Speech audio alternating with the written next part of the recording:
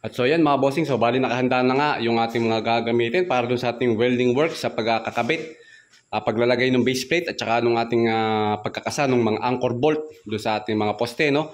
So yan, nandyan yung ating mga welding machine, dito yung ating welding rod. Welding rod na gagamitin pala natin is 6013 at saka yung ating 6011 na 532. Yan, tapos syempre ayun, okay na rin yung aking gagamitin. Yung aking gloves, helmet, ayan, para protection sa mata at saka sa kamay.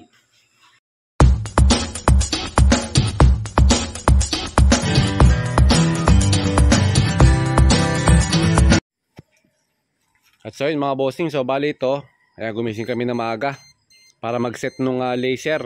Kasi habang madilim-dilim pa, makapag-level kami ng ayos.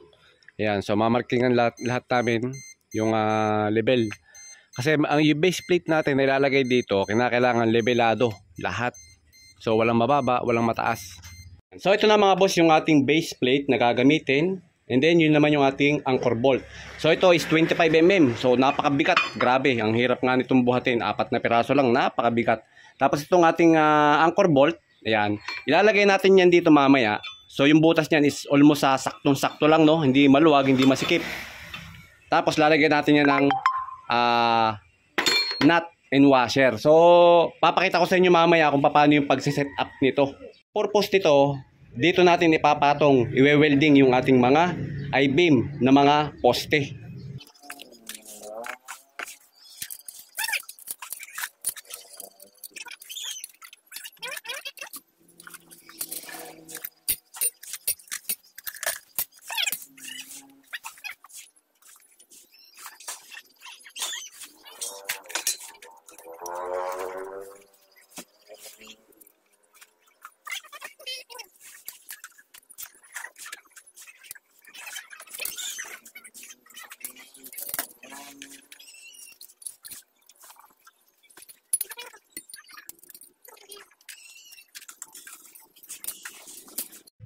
At so yun mga bossing, so bali ganito ang magiging setup ng ating base plate na merong anchor bolt.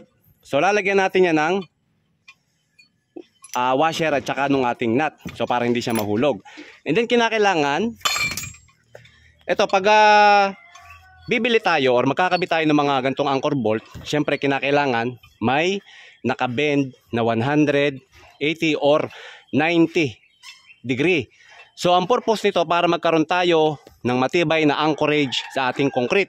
So ang ginagawa kasi nito, ang purpose nitong anchor bolt na to, ito yung ipapakain natin sa halo doon sa ating mga poste, sa ating mga beams. So para magkaroon tayo ng matibay na anchorage. And then ito naman, ito sa ibabaw, actually ito tatabunan to ng concrete. Ang purpose nito, pag ito, iwe-welding din namin yan ng todo. Itong mga nut na yan, kasi nakapix na yan, tatabunan din natin ng halo. Itong ating base plate na to, actually ipapakain ko to sa flooring, hindi to naka-expose kasi hindi pwedeng makita yan dahil makakasagabal yan. Halimbawa pag nag-tiles tayo, may makikitang bakal. So kaya gagawin natin, tatabunan natin ng sa halo yan, papakain natin dun sa mismong flooring. So dagdag tibay pa rin yun. Naman, itong mga mga anchor bolt na yan, ito yung i-welding natin sa ating mga poste do sa bakal, yung 16mm.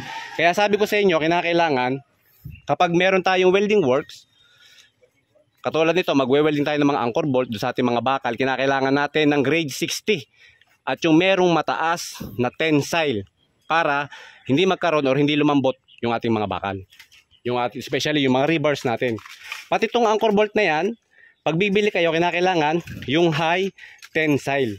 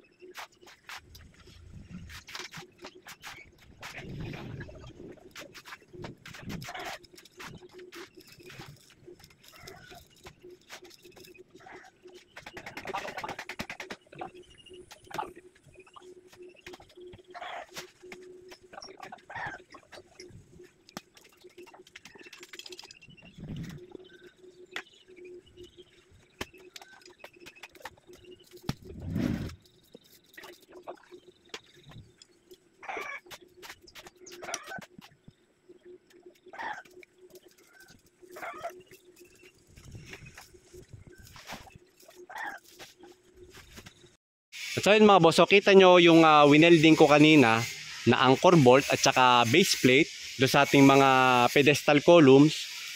Gaya na sabi ko, kinakailangan grade 60 yung gagamitin natin ng mga bakal para doon. Pero hindi porket grade 60 ay pwede na, kinakailangan weldable. So pag bibili kayo, indication ng 60, grade 60 na weldable, hanapin nyo lang yung color na kulay green. Pagkatapos may pula sa dulo. Tandaan nyo yun ha. Green, yan na yung indication na grade 60 siya, at kulay pula sa kabilang dulo na pintura, indication yon na yung grade 60 is weldable. At so yan mga boss, so bale ito na yung sample ng ating base plate, tapos yung ating anchor bolt na nilagay natin dito sa ibabaw ng columns or beams. Ayan, so bali yung itong anchor bolt na yan, kinain na yan nung ating buhos. So meron na siyang, magkakaroon na tayo ngayon ng matibay na anchorage. And then ito namang mga anchor bolt na to, i-welding natin dun sa ating main bars na 16mm, yung ating grade 60 na bakal. Ayan. So para masigurado natin na talagang matibay. And then itong base plate na to mga bossing, yung main bars ng ating poste, kinakailangan puputulin nyo yon, ikakat nyo yon, levelado lahat. So kinakailangan walang mababa or walang mataas, pati dyan levelado lahat sila. Ayan. Tsaka para yung ating base plate pati nakatukod dun sa ating main bars na bakal. So para hindi siya bumaba. So magiging matibay siya mga bossing. So ayan, make sure lang pupunin nyo yung halo sa ilalim. Kinakailangan siksik yan.